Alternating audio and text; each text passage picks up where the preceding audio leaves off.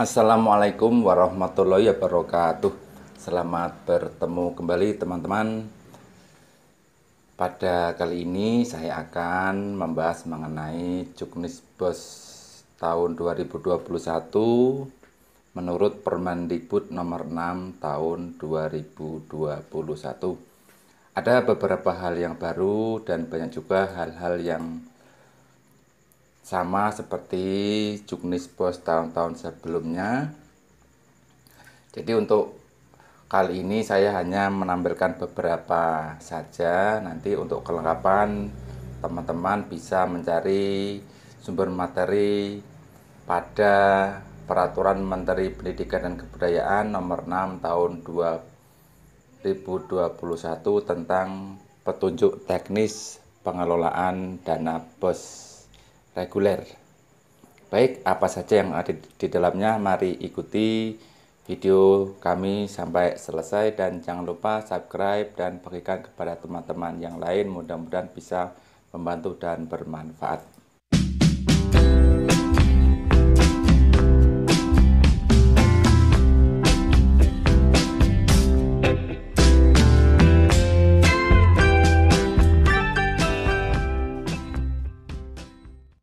Hal yang menarik dari juknis-juknis sebelumnya adalah yang pertama yaitu besaran biaya operasional masing-masing wilayah berbeda. Perbedaan ini disebabkan karena satuan biaya BOS reguler dihitung berdasarkan indeks kemahalan konstruksi masing-masing daerah dan indeks peserta didik. Jadi kalau pada tahun-tahun sebelumnya dihitung berdasarkan jumlah siswa dikalikan besaran biaya, untuk tahun 2021 ini ada perbedaan untuk penghitungan besaran dana BOS yang diterima oleh masing-masing sekolah. Di sini akan saya lampirkan lampiran Kemendikbud nomor 16/P/2021 yang berisi besaran masing-masing dana BOS per siswa berbeda. Satu contoh misalnya untuk Kabupaten Banjarnegara untuk sekolah dasar 900.000 dan untuk Kabupaten Jepara misalnya 990.000. Jadi walaupun sama-sama sekolah dasar, besaran yang diterima berbeda. Kemudian untuk SMA 1.100.000 per tahun per siswa, kemudian di Jepara 1.210.000 per tahun per siswa.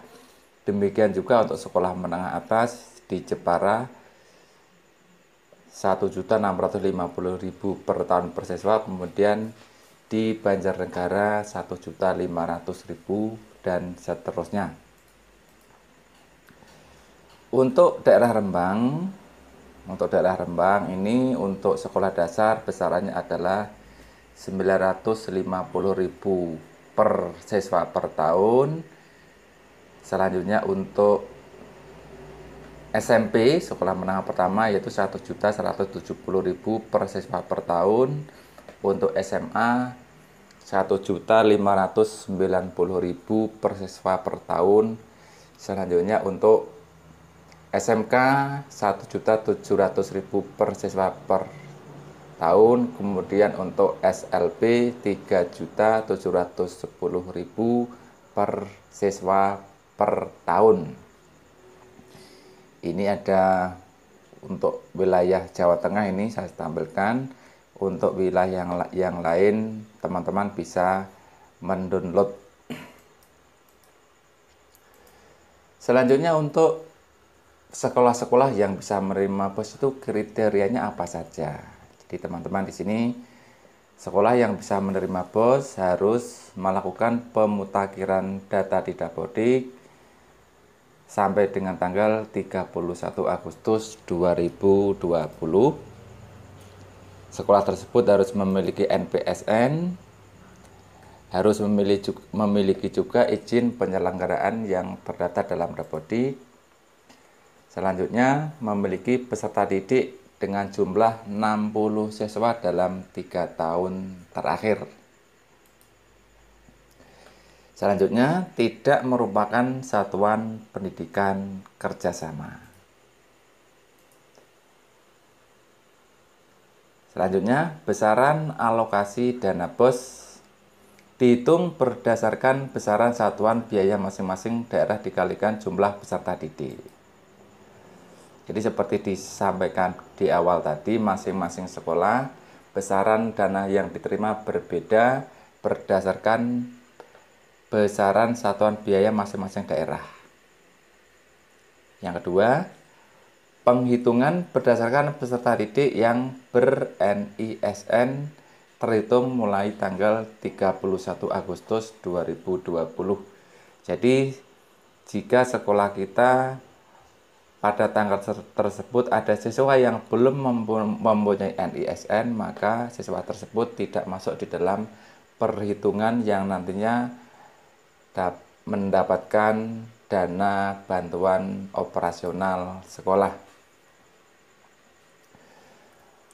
Besaran dana masing-masing daerah ditetapkan oleh kementerian. Namun teman-teman, ada beberapa pengecualian di dalam perhitungan besaran dana yang terima berdasarkan jumlah siswa. Di antaranya adalah sekolah yang terintegrasi, SDLB, SMPLB, SMALB, dan SLB. Selanjutnya ada sekolah yang berada di daerah khusus. Namun kriteria daerah khusus ini ditetapkan oleh kementerian. Yang ketiga, sekolah yang diselenggarakan oleh pemerintah daerah dengan kondisi kepadatan penduduk yang rendah dan secara geografis tidak dapat digabungkan dengan sekolah lain. Jadi, jika ada sekolah yang jauh dari desa lain dan apabila digabungkan tidak mungkin, maka sekolah tersebut walaupun siswanya kurang dari 60 tetap menerima dana bantuan operasional sekolah. Namun bagaimana perhitungannya teman-teman? Perhitungannya adalah walaupun jumlah siswa sekolah tersebut kurang dari 60, maka dana BOS yang diterima adalah jumlah besaran sesuai dengan keputusan kementerian dikalikan 60 peserta didik. Mekanisme penyaluran dana BOS adalah sebagai berikut. Penyaluran dana BOS tahap 1 tahun 2021 disalurkan setelah sekolah melakukan pelaporan BOS online pada tahap 2 tahun 2020. Ini saya rasa teman-teman semuanya sudah melakukan pelaporan pada BOS online pada tahun 2020. Selanjutnya mekanisme yang lain adalah untuk tahap kedua tahun 2021 disalurkan setelah sekolah melakukan pelaporan BOS online untuk tahap 3 pada tahun 2020. Selanjutnya untuk tahap 3 tahun 2021 disalurkan setelah sekolah melaporkan penggunaan dana BOS secara online tahap 1 tahun 2021. Nah, ini untuk teman-teman, untuk pembayaran honor mungkin sedikit berbeda dengan tahun-tahun sebelumnya. Untuk tahun 2021 teman-teman ya, honor dibayarkan paling banyak 50% dari keseluruhan jumlah alokasi dana BOS. Paling banyak 50%. Namun ketentuan 50% paling banyak ini bisa dikecualikan pada masa penetapan status bencana alam atau non-alam yang ditetapkan oleh pemerintah pusat dan atau pemerintah daerah.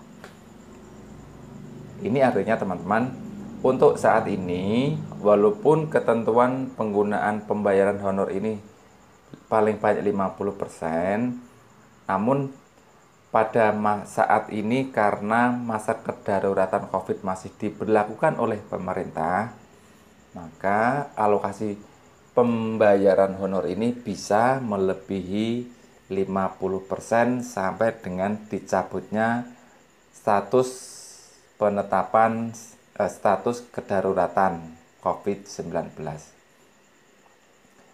Tapi untuk lebih amannya daripada nanti melakukan perubahan teman-teman, jadi mulai saat ini dalam penyusunan RKAS kita anggarkan saja, jika memang sudah mencukupi kita anggarkan saja paling banyak 50% dari jumlah keseluruhan alokasi dana BOS yang kita terima. Selanjutnya, syarat-syarat guru penerima honor dari dana BOS adalah yang pertama, berstatus bukan ASN. Yang kedua, tercatat dalam Dapodik. Yang ketiga, guru tersebut memiliki NUPTK. Dan yang selanjutnya adalah belum mendapat tunjangan profesi guru. Jadi empat komponen ini adalah syarat-syarat guru honor di sekolah yang bisa kita bayar melalui dana operasional sekolah. Selanjutnya, selain guru, ada juga tenaga kependidikan yang bisa menerima honor dari anggaran BOS. Namun syarat-syaratnya adalah jika ada sisa dana, bukan ASN, dan tenaga kependidikan tersebut ditugaskan oleh kepala sekolah dan dibuktikan melalui SK keputusan kepala sekolah bidang tugas yang ditetapkan oleh kepala sekolah. Selanjutnya, tentang pengelolaan dana BOS, wajib masing-masing sekolah harus membuat tim BOS sekolah dengan susunan tim BOS sekolah seperti berikut ini. Yang pertama, ada kepala sekolah sebagai penanggung jawab dana. Yang kedua, ada bendahara sekolah. Yang ketiga, ada anggota. Anggota terdiri dari teman-teman ya, satu orang dari unsur guru, satu orang dari unsur komite, satu unsur dari orang tua atau wali siswa di luar komite, ini maksudnya di luar komite yang dipilih oleh kepala sekolah dan komite dengan mempertimbangkan kredibilitas dan tidak memiliki konflik kepentingan. Jadi ini teman-teman, kalau kita hitung tim BOS sekolah itu ada 1, 2, 3, 4, 5, ada 5 orang teman-teman ya. Kepala sekolah, bendahara, satu orang guru, satu orang dari komite, dan satu orang dari unsur orang tua atau wali peserta didik. Selanjutnya, kegiatan-kegiatan apa saja yang bisa didanai oleh dana BOS? Yang pertama adalah pembiayaan PPDB, yang kedua adalah pengembangan perpustakaan. Pengembangan perpustakaan ini dengan prinsip ketercukupan buku dan siswa, artinya satu buku satu siswa ini wajib dipenuhi oleh masing-masing sekolah.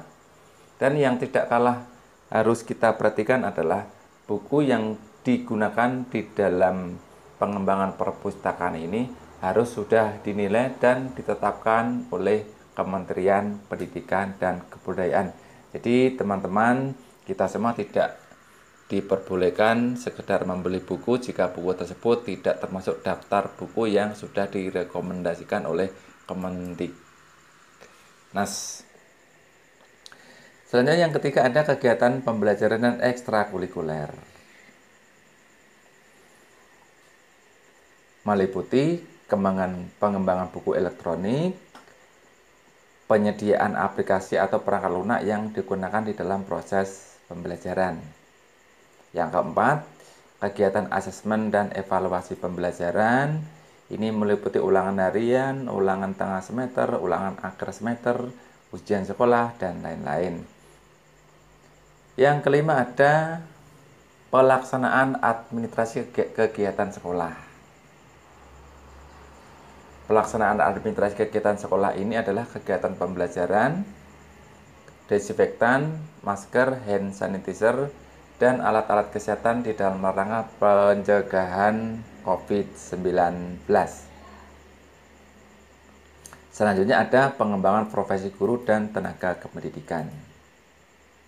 Berikutnya, Untuk langganan daya dan jasa, diantaranya adalah ada pembelian pulsa, paket data, pendidikan daring berbayar untuk peserta didik dan atau siswa. Jadi untuk tahun ini teman-teman, dari komponen langganan daya dan jasa ini bisa kita tambahkan atau kita alihkan untuk pembelian pulsa, pakai data untuk Bapak Ibu guru maupun peserta didik, dan juga bisa juga untuk membiayai pendidikan daring berbayar untuk peserta didik dan atau siswa. Berikutnya adalah pemeliharaan sarpras. Perlu kita perhatikan, pemeliharaan sarpras ini sifatnya adalah penggantian teman-teman ya. Penggantian, jadi bukan istilahnya membuat yang baru, yaitu penggantian kerusakan komponen kurang dari 30% komponen terpasang. Misalnya untuk perbaikan lantai atau perbaikan atap, jadi kita tidak mengganti semua, tetapi maksimal atau kurang dari 30% dari komponen yang sudah terpasang. Artinya boleh diartikan juga ini adalah tambal sulam teman-teman ya. Selanjutnya, komponen pembiayaan BOS adalah kegiatan belajar dan ekstrakurikuler. Di antaranya pengembangan buku elektronik, pengembangan aplikasi perangkat lunak yang digunakan dalam proses belajar mengajar. Selanjutnya ada penyediaan alat multimedia pembelajaran. Yang terakhir, kegiatan peningkatan kompetensi keahlian. Selain komponen-komponen yang diperbolehkan dalam penggunaannya dana BOS, larangan kegiatan dengan menggunakan dana BOS diantaranya adalah disimpan di bank untuk sengaja dibungakan, meminjamkan kepada pihak lain, membeli perangkat lunak untuk pelaporan BOS, menyewa aplikasi pendataan atau aplikasi PPDB dalam jaringan, membiayai kegiatan dengan mekanisme iuran. Perlu saya tambahkan teman-teman ya, jika mekanisme iuran ini salah satu contohnya adalah misalnya kita di dalam bulan tertentu membayar iuran kegiatan siswa misalnya 1000 kali jumlah siswa per bulan, itu yang tidak boleh teman-teman ya. Karena kegiatan yang boleh dibiayai adalah misalnya kegiatan lomba dengan memperhitungkan jumlah siswa yang mengikuti lomba, itulah yang kita biayai. Misalnya biaya pendaftaran jumlah siswa yang mengikuti lomba. Sekali lagi saya tekankan, jadi yang dibiayai adalah siswa yang mengikuti di dalam kegiatan lomba tersebut. Selanjutnya, larangan penggunaan BOS adalah memelihara rusak sedang dan berat. Ini maksudnya rusak sedang teman-teman ya. Salah tulis rusak sedang dan berat. Untuk penyediaan alat-alat multimedia pembelajaran itu yang meliputi pertama personal komputer, yang mana personal komputer ini digunakan untuk proses pembelajaran. Yang selanjutnya ada printer atau printer plus scanner, laptop, LCD proyektor, alat multimedia lain untuk menunjang proses pembelajaran teknologi informasi dan komputer. Di sini alat multimedia ini tidak ada batasan jumlah dan harga teman-teman ya. Jadi ini bisa kita artikan pengadaan alat multimedia ini disesuaikan dengan kebutuhan dan kemampuan sekolah. Demikian teman-teman sedikit yang bisa saya sampaikan. Jika ada sesuatu yang ingin disampaikan, silakan tulis di kolom komentar di bawah video ini. Mudah-mudahan kita bisa saling sharing dan saling membantu. Dan bisa bermanfaat juga kepada orang lain. Demikian, terima kasih. Wassalamualaikum.